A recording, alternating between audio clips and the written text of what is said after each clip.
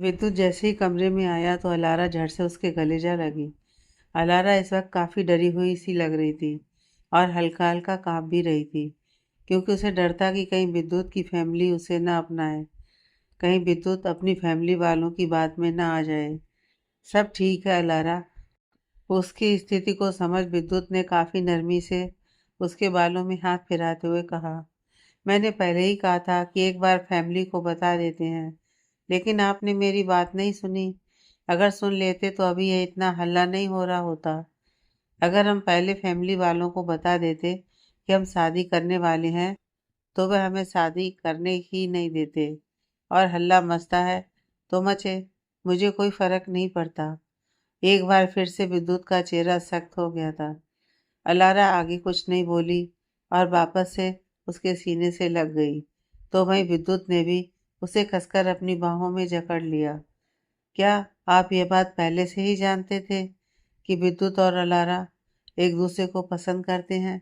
कमरे में आते ही दूरबा का सबसे पहला सवाल यही था, अद्वैत से। अद्वैत ने धीरे से कमरे का दरवाजा बंद किया और दूरबा की तरफ मुड़ गया। अब दोनों आमने सामने खड़े थे। दूरबा अभी भी अपने सवाल के जवाब का इंतजार कर रही थी, तो वहीं अद्वैत अपना एक हाथ पैंट की पॉकेट में डाले उसे एकटक देख रहा था। अद्वैत को यूं देखने से दूरबा अचानक थोड़ा अजीब महसूस करने लगी। अद्वैत, क्या आप सुन? दूरबा ने फिर से कुछ कहना चाहा, लेकिन आगे के शब्दों ने उसके गले में ही दम तोड़ दिया था, क्योंकि अचानक अद्वैत ने उसे खुद के करीब खींच उसके होठों को अपने होठों से दबा लिया था। दूरबा की आंखें हैरानी में चौड़ी हो चुकी थीं, तो वहीं अद्वैत की दोनों आंखें बंद थीं और उसके हाथ उसकी पतली सी कमर पर कसे हुए थे। वह पूरी तरह से उसमें खो चुका था, जबकि दूरबा को समझ नहीं आ रहा था कि क्या करे। वह किसी मूर्ति की तरह उसकी बाहों में अपनी सांसें रोके खड़ी थी। किस करते हुए अद्वैत को महसूस हुआ कि दूरबा तो उसकी किस का जवाब ही नहीं दे रही थी, तो उसने हल्के से अपने होठों को हटाया और उसके लाल हुए चेहरे को देखता हुआ अपनी सर्द सी आवाज में बोला, 4 साल में क्या किस करना भूल गई हो? पता नहीं कि अगर कोई किस कर रहा है तो उसका जवाब उसे वापस किस करके दिया जाता है। अद्वैत की बात सुन दूरबा का चेहरा और लाल हो गया। वह अपनी नजर चुराती हुई धीरे से बोली, नहीं, ऐसी बात नहीं है। वो दरअसल आपने एकदम से किस किया तो मुझे समझ नहीं आया कि क्या करूं। किस करो, कहते हुए बिना दूरबा की बात सुने एक बार फिर अद्वैत ने उसके होठों को अपने होठों के बीच कैद कर लिया था। इस बार दूरबा ने भी अपनी आंखें बंद कर ली थी, उसके प्यार में खो गई थी। कितने समय बाद आज दोनों फिर एक दूसरे के करीब थे और ये करीबी ही दोनों के दिलों में अलग सा सुकून पैदा कर रही थी। अद्वैत के लिए दूरबा का प्यार करना मानो बंजर पड़ी जमीन पर फूलों का उगना, और ऐसा ही हाल इस वक्त दूरबा का भी था। दोनों भूल चुके थे कि घर में इस वक्त क्या बातें हो रही थी। दूरबा भूल चुकी थी कि वह अद्वैत से क्या सवाल कर रही थी, और अद्वैत भी भूल चुका था कि उसे दूरबा के सवाल का क्या जवाब देना था। समय के साथ दोनों की किस और ज्यादा इंटेंस हो चुकी थी। अद्वैत के हाथ अब दूरबा के वजूद पर रेंगने लगे थे, जिसे महसूस कर उसका पूरा वजूद सिहर उठा था। अद्वैत के एक क्षण से वह समझ चुकी थी कि वह क्या चाह रहा था, लेकिन उसे यह वक्त कुछ सही नहीं लग रहा था। उसने बेमन से अद्वैत को खुद से दूर किया, तो वह उसे सवालिया नजरों से देखने लगा। अद्वैत, हमारे पास इससे ज़रूरी भी बहुत सी बातें हैं। अद्वैत ने उसे घूरा, क्योंकि उसे दूरबा के द्वारा खुद को दूर करना पसंद नहीं आया था। दूरबा ने धीरे से उसके सीने को अपने हाथ से सहलाया। हम इस बारे में रात में सोचेंगे, पर फिलहाल कुछ बातें कर लें। मुझे आपसे बहुत से सवाल पूछने हैं। अद्वैत ने एक गहरी सांस ली और खुद को शांत कर बोला, हाँ बताओ कि क्या सवाल है तुम्हारे। क्या आप पहले भी जानते थे कि विद्युत और अलारा के बीच कुछ चल रहा है? मतलब उन दोनों के बीच? आप समझ रहे हैं ना मैं क्या कहना चाह रही हूँ? हाँ, समझ रहा हूँ। अद्वैत ने दूरबा को वहीं बेड पर बिठाया और खुद भी उसके पास बैठ गया। हाँ बिल्कुल, मैं ये बात जानता था कि विद्युत अलारा से प्यार करता है और मैंने यह बात किसी के सामने जाहिर नहीं की, क्योंकि ये विद्युत का खुद का फैसला है कि वह अपनी लाइफ में क्या करे।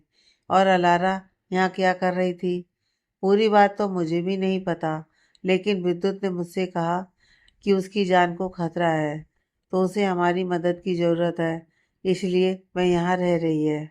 ज़्यादा दिन नहीं हुए हैं उसे, अद्वैत ने काफ़ी सहजता से कहा। तो दूरबा किसी सोच में डूब गई। रात के खाने के बाद दूरबा अभी को लेकर कमरे में आई तो वहाँ पहले से ही अद्वैत मौजूद था। उसने डिनर जल्दी कर लिया था, जबकि वह इस वक्त सोफे पर बैठा अपने ऑफिस का काम कर रहा था। सामने टेबल पर ही बहुत सी फाइल्स खुली पड़ी थी। दूरबा ने एक नज़र अद्वैत पर डाली और फिर अभी को अपनी गोद में उठाकर उसे बेड पर खड़ा कर दिया। फिर उसे एक नाइट ड्रेस पहना दी। दूरबा उसे सुलाती उससे पहले ही किसी ने उनके दरवाजे पर दस्तक दी। दूरबा ने जाकर दरवाज़ा खोला तो सामने भाभी को खड़ा पाया। दूरबा उसे देखकर मुस्कुराई। अरे भाभी, तुम यहाँ? अभी को लेने आई हूँ मैं। आज मैं अपनी बुआ के पास सोएगा। कहते हुए वह खुद ही अंदर आ गई और बेड पर खड़े अभी को अपनी गोद में लेती हुई अभी से बोली, अभी आज बुआ के पास सोएगा? लेकिन मुझे मम्मा के पास निन्नी आती है बुआ। अभी ने काफ़ी मासूमियत से कहा। तो भाभी तुरंत बोली, अभी बुआ के पास बहुत सारी चॉकलेट्स हैं और बहुत सारी चीज़ें भी हैं, लेकिन मेरे कमरे में। अच्छा, एक काम करते हैं, मेरे कमरे में चीज़ें खाते हुए एक कार्टून मूवी देखेंगे। फिर जब तुम्हें निन्नी आएगी तो बुआ तुम्हें पापा के पास छोड़ जाएगी, ठीक है? भाभी की बात सुनकर अभी ने दूरबा की ओर देखा तो दूरबा ने मुस्कुराकर अपनी गर्दन हिला दी। अभी चहक कर बोला, ठीक है बुआ, ये हुई ना बात। कहते हुए भाभी ने अभी का गाल चूम लिया और उसे लेकर अपने कमरे में चली गई। उनके जाते ही दूरबा ने दरवाज़ा बंद किया कि अब जैसे ही वह मुड़ी, अपने पीछे अद्वैत को खड़ा देख एक पल को चौंक पड़ी। अद्वैत ने ज़्यादा कुछ रिएक्ट नहीं किया। दूरबा ने अपने सीने पर हाथ रखा और एक चैन की सांस लेती हुई बोली, अद्वैत, आपने तो डरा ही दिया था। मेरा इरादा तुम्हें डराने का नहीं था, आई नो, लेकिन आप एकदम से मेरे सामने आ गए तो मैं डर सी गई। खैर, मैं कपड़े चेंज करके आती हूँ, दूरबा ने मुस्कुराकर कहा और वहाँ से बाथरूम की ओर जाने लगी कि तभी अद्वैत ने उसकी कलाई अपने हाथ में काफ़ी मजबूती से पकड़ ली। दूरबा ने सवालिया नज़रों से मुड़कर उसे देखा तो वह काफ़ी सर्द से अंदाज में उसे देख रहा था। अद्वैत की ख्वाहिशों को वह काफ़ी अच्छे से समझ पा रही थी। एक बार कपड़े चेंज करके आती हूँ ना अद्वैत? कपड़े चेंज करने में मैं तुम्हारी हेल्प करूँ कुछ? अद्वैत उसके करीब आता हुआ बोला तो दूरबा की जबान थोड़ा लड़खड़ा गई। नहीं नहीं, मैं खुद से कर लूँगी, अभी आज रूम में नहीं आएगा, अद्वैत उसकी ओर करीब आते हुए बोला। दोनों इस वक्त एक दूसरे के बेहद करीब खड़े थे कि वह दोनों ही एक दूसरे की गर्म सांसें अपने अपने चेहरे पर भी आराम से महसूस कर पा रहे थे। तो दूरबा ने बड़ी मुश्किल से पूछा, क्योंकि अद्वैत के यूं करीब आने से उसका दिल बेचैन हो उठा था और सांसें बढ़ने लगी थी। तो हम उसकी छोटी बहन या छोटे भाई को लाने के बारे में सोच सकते हैं। अद्वैत ने अपने सुलगते हुए होठों को जैसे ही दूरबा की गर्दन पर रखा तो दूरबा ने गहराई से अपनी आंखें बंद कर लीं और खुद को अद्वैत की बाहों में पूरा सौंप दिया। वही दूरबा को एक पल में ही आत्मसमर्पण करता देख अद्वैत मन ही मन मुस्कुरा दिया था। वह हल्का सा उससे अलग हुआ और उसे अपनी बाहों में उठाकर बेड की ओर बढ़ गया, जबकि दूरबा ने शर्माते हुए अपना चेहरा उसके सीने में पूरी तरह से छुपा लिया था। अद्वैत ने उसे बेड पर आराम से लिटाया और खुद भी उसके पास ही बैठ गया। दूरबा ने शर्माते हुए अपना चेहरा दूसरी तरफ कर लिया। यह देखकर अद्वैत ने अपनी हथेली को उसकी हथेली से जोड़ दिया और उसे बेड पर प्रेस करता हुआ वो अपनी उसी सर्द सी आवाज़ में बोला, एक बच्चे की माँ बन चुकी हो, लेकिन तुम्हारा तो शर्माना ही नहीं जा रहा है। लो जी, उल्टा चोर कोतवाल को डांटे। अब जब आप ऐसी बातें करेंगे तो मैं शर्माऊँ भी ना, दूरबा ने तुरंत कहा। मैंने कैसी बातें की? अरे, आपने अभी तो बोला कि हम अभी के छोटे बहन या भाई के बारे में सोचें, यानी तुम्हारी हाँ है। पता है अद्वैत, मैं ना पहले ही अपनी बेवकूफ़ी की वजह से 4 साल गंवा चुकी हूँ, लेकिन अब से मेरी पूरी पूरी कोशिश रहेगी कि मैं आपके, अभी के और बाकी फैमिली के साथ अपना हर पल यादगार बनाऊँ। अद्वैत को खुद पर खींचते हुए, क्यों ना आज से ही शुरुआत किया जाए। दूरबा ने उसकी आंखों में आंखें डालकर कहा, तो अद्वैत के होठों पर एक छोटी सी मुस्कान खिल गई।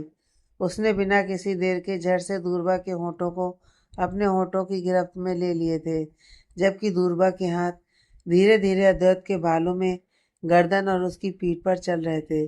अद्वैत और दूरबा के लिए रात वाकई खूबसूरत थी।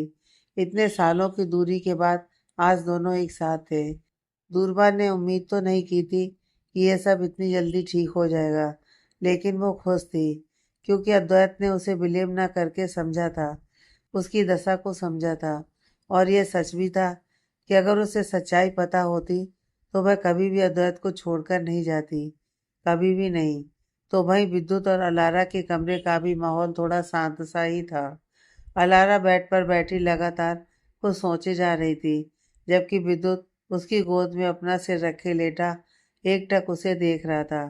विद्युत समझ रहा था कि आखिर उसके दिमाग में क्या चल रहा होगा, तो बस उसे डिस्ट्रैक्ट करने के लिए उसने धीरे से उसके हाथों की हथेली को जोर से चूम लिया। अलारा तुरंत अपने ख्यालों से बाहर आई और अपनी गोद में सिर रखे लेटे विद्युत को देखकर मुस्कुरा दी। शुक्र है तुमने मुझ पर ध्यान तो दिया, विद्युत नाराजगी से बोला। ओह, क्या वाकई? अलारा ने कहा तो विद्युत उठकर बैठ गया और अलारा का चेहरा अपने हाथों में भर उसकी आंखों में देखता हुआ काफी नरमी से बोला, तुम हर चीज को अपने दिमाग से निकाल दो। समय आने पर सब खुद ब खुद ठीक हो जाएगा, क्योंकि मेरा मानना है कि समय से बलवान कोई चीज नहीं होती, अच्छे अच्छों को लाइन पर ला देती है। तो फिर तो ये हमारे घर वाले ही हैं, कब तक नाराज रहेंगे? क्योंकि जो हो गया है उसे बदल तो नहीं सकते। विद्युत की बात सुन अलारा ने अपनी गर्दन सहमति से हिला दी और उसने कहा, आप ठीक कह रहे हैं विद्युत, हम उन्हें मनाने को ट्राई करेंगे जब तक वह नहीं मान जाते। हाँ, लेकिन तुम अभी के लिए इन सब बातों को साइड करो और हमारे बारे में सोचो। विद्युत ने आंखों में एक आंस लिए कहा, हमारे बारे में क्या सोचूं? पता है आज क्या है? हाँ, आज वेडनेसडे है, अलारा ने सोचते हुए कहा, कि तभी मुंह बनाकर विद्युत ने उसके सिर पर चपत लगाई और उसको घूरता हुआ बोला, आज सुबह ही हमारी शादी हुई है और आज हमारी फर्स्ट नाइट है। अरे हाँ, शादी के बाद हमारी फर्स्ट नाइट, अलारा ने तुरंत कहा, फिर थोड़ा रुक कर, लेकिन मुझे नींद आ रही है, क्योंकि कल रात में सही से सो नहीं पाई, वो भी आपकी वजह से। और अगर मैं सही से नींद नहीं लूँगी तो मेरी आंखों के नीचे काले घेरे बन जाएंगे, आई मीन डार्क सर्कल। कोई नहीं, सो जाना, लेकिन थोड़ा शगुन तो कर लें, कहते हुए विद्युत ने अपने होठों को झट से उसके होठों पर रख दिया। विद्युत द्वारा अचानक की इस हरकत पर अलारा सन्नसी रह गई, लेकिन कुछ देर बाद अलारा ने भी अपनी आंखें मूंद ली थीं। उधर सोहेब अपनी स्टडी में बैठा फोन को एकटक देखे जा रहा था, जिस पर अलारा का एक फोटो था, जिससे साफ पता चल रहा था कि वह फोटो किसी ने छुप कर लिया था। अचानक ही शोएब के होठों पर शैतानी मुस्कान तैर गई। उसने अपना फोन उठाकर किसी का नंबर डायल किया। एक दो रिंग जाते ही सामने से कॉल रिसीव कर ली गई थी। शोएब सामने वाली दीवार को एकटक देखता हुआ बोला, वकील साहब, आपने तो दिल खुश कर दिया। बस एक बार यह भी पता लगाओ कि वह कहाँ छिपी बैठी है, मतलब गुरुग्राम में कहाँ रह रही है। कल आ रहा हूँ भाई, तब तक पता लगा लो। जी शोएब साहब, आप बेफिक्र रहिए, सुबह तक ये काम भी हो जाएगा। वो तो शुक्र था कि आज मैंने आपकी बेगम साहिबा को कोर्ट में देख लिया, लेकिन मुझे ऐसा लगता है कि उनके साथ एक लड़का भी था, शायद वह उनके साथ ही आई थी, वकील ने सोचते हुए कहा। किस काम से आई थी, पता चला? अलारा के साथ किसी लड़के का?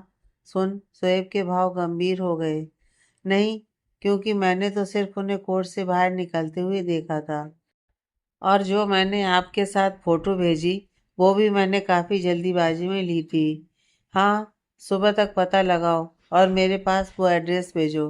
कहते हुए बिना सामने वाले की बात सुने शोएब ने कॉल डिस्कनेक्ट कर दी थी। उसने अपने फ़ोन को सामने टेबल पर रख अपना सिर पीछे चेयर पर टिका ऊपर सीलिंग को देखते हुए कुछ सोचने लगा। अलारा, आखिर पकड़ में आ ही गई तुम। उस दिन तुम्हारे झूठे प्यार को सच समझने की भूल कर तुम पर विश्वास कर लिया। लेकिन गलती एक बार होती है, बार बार नहीं। अब देखो कि क्या हासिल करता हूँ मैं तुम्हारा।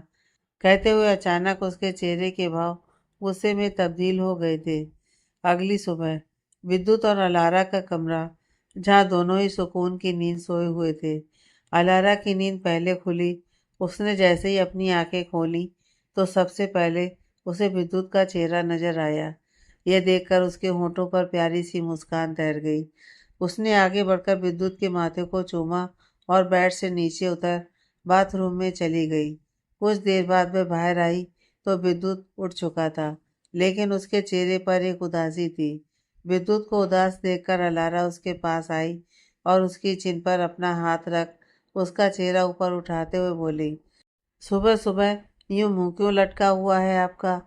मुझे अभी दिल्ली जाना पड़ेगा एक मीटिंग के लिए। तो इसमें उदास होने वाली कौन सी बात है? और दिल्ली दूर कहाँ है? पास में तो है। पता है मुझे, पर मेरा मन नहीं कर रहा था कि मैं तुम्हें यूं अकेला छोड़कर जाऊं। और मैं तो सोच रहा था कि मैं छुट्टी ले लूं ऑफिस से कुछ दिनों की। लेकिन सुबह सुबह भाई ने मैसेज कर दिया कि ये मीटिंग मुझे अटेंड करनी पड़ेगी। एक आह के साथ सांस छोड़ते हुए, इसके अलावा ऑप्शन भी नहीं है, जाना पड़ेगा। विद्युत ने उदास होकर कहा तो अलारा मुस्कुरा दी। डिनर पर लेकर चलेंगे? ठीक है, जैसे ही मीटिंग खत्म होती है मैं तुरंत आ जाऊंगा। विद्युत ने हल्का सा मुस्कुराकर कहा, जबकि उसका जरा भी मन नहीं हो रहा था अलारा को अकेला छोड़कर जाने का।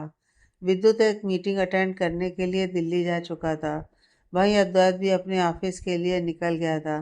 आज सरस्वती जी का बड़ा मन था कि वह मंदिर जाकर कीर्तन सुने, इसलिए उनके साथ भाभी भी चली गई थी। अभी का आज नए स्कूल में पहला दिन था, तो वह भी सुबह ही अद्वैत के साथ चला गया था। दोपहर का वक्त था। इस वक्त घर में सिर्फ तीन ही जने थे और वह थे भावना जी, दूरबा और अलारा। अलारा अपने कमरे में थी, जबकि दूरबा और भावना जी नीचे हॉल में बैठी थी।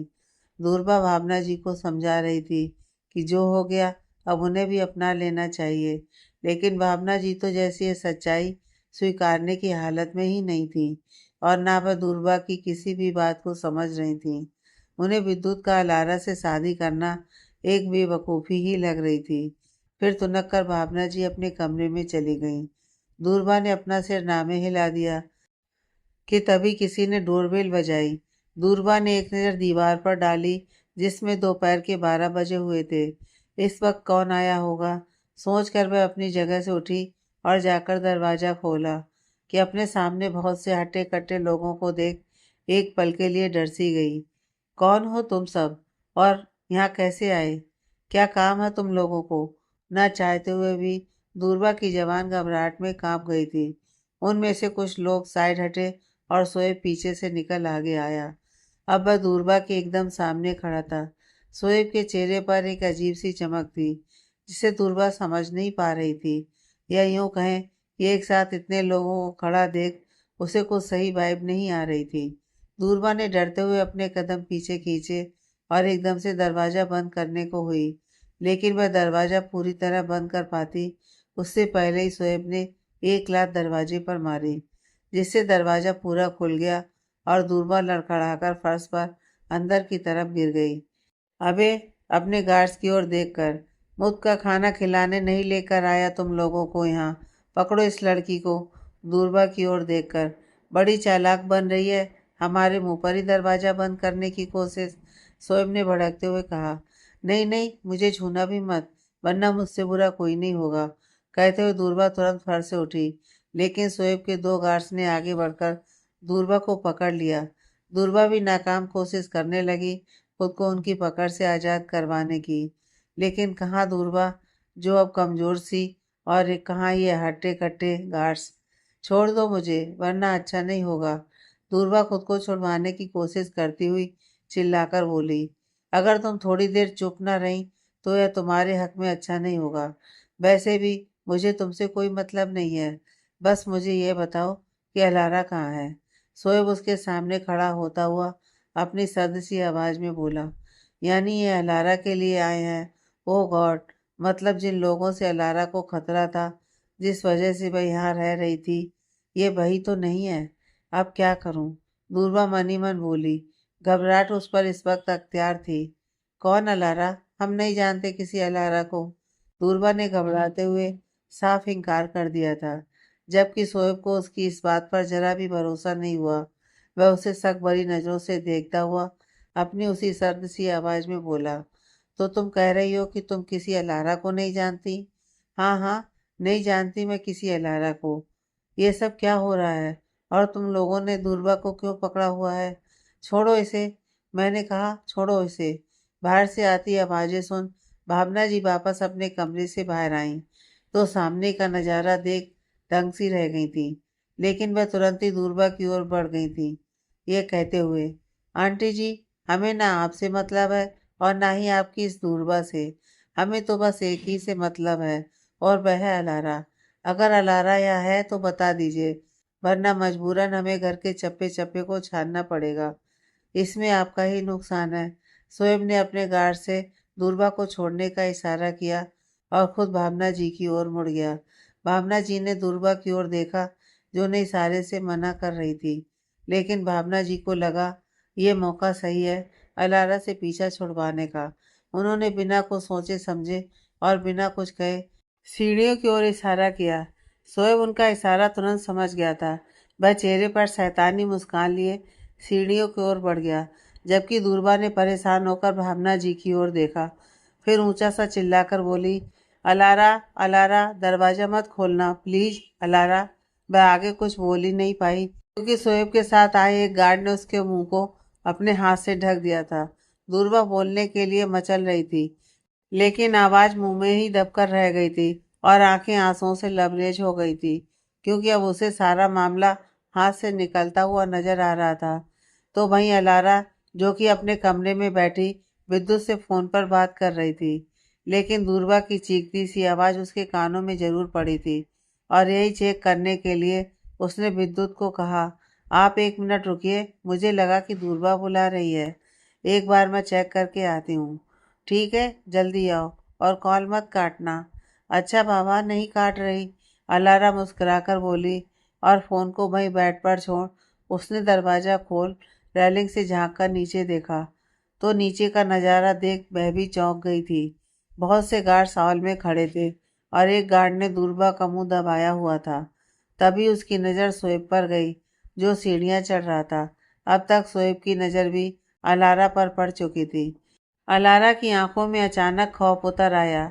वह उल्टे पांव अंदर कमरे में भागी और झट से दरवाजा बंद कर बेड के ऊपर रखा फोन उठाया और उसे अपने कान पर लगाकर घबराते हुए बोली, विद्युत, विद्युत, शोएब घर आया है अपने गुंडों को लेकर।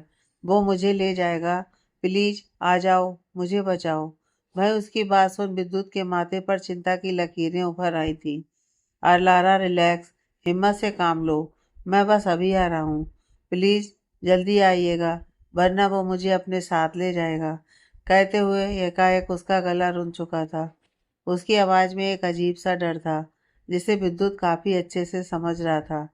उसकी मीटिंग खत्म हो चुकी थी, तो वह जल्दी से होटल से बाहर आया और पार्किंग से अपनी गाड़ी में बैठ जल्दीबाजी में वहां से निकल गया। ड्राइविंग करते हुए ही उसने अद्वैत को फोन मिलाया और उसे सारी बातें बताईं, जिसके बाद अद्वैत घर के लिए निकल गया था। विद्युत के कॉल काटते ही अलारा डरते हुए दरवाजे को देख रही थी, जिस पर शोएब बार बार अपना हाथ मार रहा था और अलारा को दरवाजा खोलने को कह रहा था। वहीं वह मन ही मन दुआ कर रही थी कि विद्युत जल्दी से आकर उसे शोएब नामी शैतान से बचा ले। अलारा, अब तो दरवाजा खोल दो। पता भी है कितनी मुश्किल से ढूंढा है तुम्हें। जब से तुम मुझसे दूर हुई, तब से एक पल भी सुकून नहीं मुझे। अब और मत तड़पाओ, जल्दी से आकर खोलो। शोएब ने हद से ज्यादा अपने लहजे में मिठास घोल दी थी। नहीं नहीं, कभी नहीं खोलूंगी, अलारा अपनी कांपती सी आवाज में बोली। उसकी बात सुन शोएब ने अपनी गर्दन नामे हिला दी और नीचे से अपने 2 गार्ड्स को बुला लिया। फिर उनकी ओर देखकर अपनी गंभीर सी आवाज में कहा, तोड़ दो दरवाज़ा। शोएब का ऑर्डर मिलते ही दोनों गार्ड्स ने अलारा के कमरे का दरवाज़ा तोड़ दिया। शोएब अंदर आया तो अलारा ने खुद के बचाव के लिए वही टेबल पर रखा फ्लावर पॉट उठा लिया और उसे हवा में उठाकर शोएब को धमकाते हुए बोली, एक भी कदम आगे नहीं बढ़ाना वरना मुझसे बुरा कोई नहीं होगा, मैं मार दूंगी। आह, तुम्हारी यही अदाएं तो पागल बनाती हैं मुझे।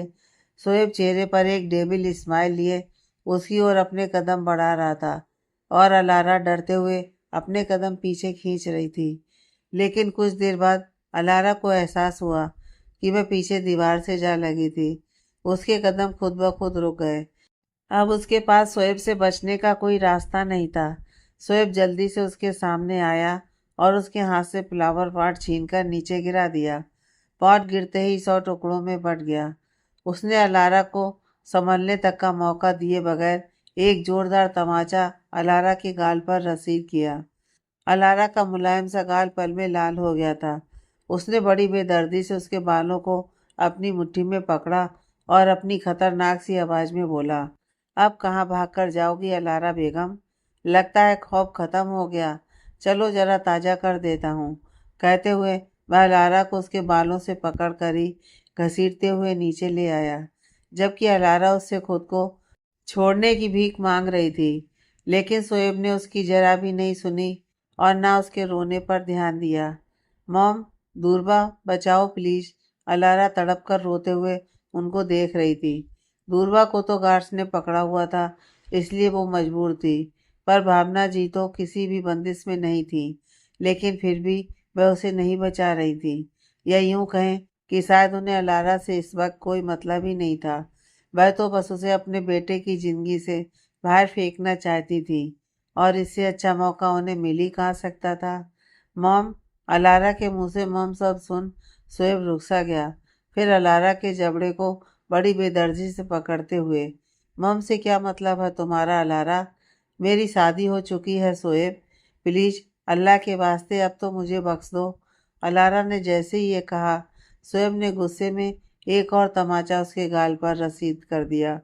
तुम्हारी हिम्मत भी कैसे हुई किसी और से शादी करने की? छोड़ दो उसे, दूरबा चिल्लाई। तो शोएब ने अलारा को छोड़ दिया और वह सीधा फर्श पर गिर पड़ी। शोएब दूरबा के सामने आकर खड़ा हुआ और एक जोरदार थप्पड़ उसके गाल पर भी रसीद कर दिया। शोएब का थप्पड़ लगते ही दूरबा के होंठों के पास से खून रिसने लगा। शोएब की चारों उंगलियां दूरबा के नाजुक से गाल पर छप चुकी थीं। यह देख भावना जी आगे बढ़ी और शोएब को दूरबा से दूर धकेलते हुए गुस्से में बोली, तुम्हारी हिम्मत कैसे हुई इसे मारने की? तुम्हें जो करना है तुम, अलारा की ओर हाथ करके, इसके साथ करो। बेशक इसे यहाँ से लेकर चले जाओ पर दूरबा से दूर रहो। देख रही हो अलारा बेगम, क्या कदर है तुम्हारी यहाँ। पर शायद तुम्हें यही पसंद है। बोला था ना मैंने कि मुझसे शादी के बाद पलकों पर बिठा कर रखूँगा, पर नहीं, तुमने तो खुद के लिए कांटे चुने हैं। तो अब भुगतो। शोएब ने कहा तो अलारा पनीली आंखों से भावना जी को देख रही थी। उसने उनसे इस चीज की उम्मीद नहीं की थी। शोएब ने अलारा को फर्श से उठाया और उसे अपने साथ बाहर ले जाने लगा। अलारा पनीली आंखों से दूरवर भावना जी को देख रही थी। होंठ सिल चुके थे, कंठ से अब एक भी शब्द नहीं निकल रहा था। उसका शरीर एकदम बेजान सा हो गया था। शोएब उसे जबरदस्ती खींचते हुए अपने साथ ले गया और उसके गार्ड्स भी उसके साथ ही चले गए। दूरबा भागकर उनके पीछे भी बाहर तक आई, पर तब तक वह वहां से जा चुके थे। दूरबा हताश सी वहीं खड़ी रह गई। तभी वहां एक गाड़ी आकर रुकी। आगे की कहानी नेक्स्ट पार्ट में।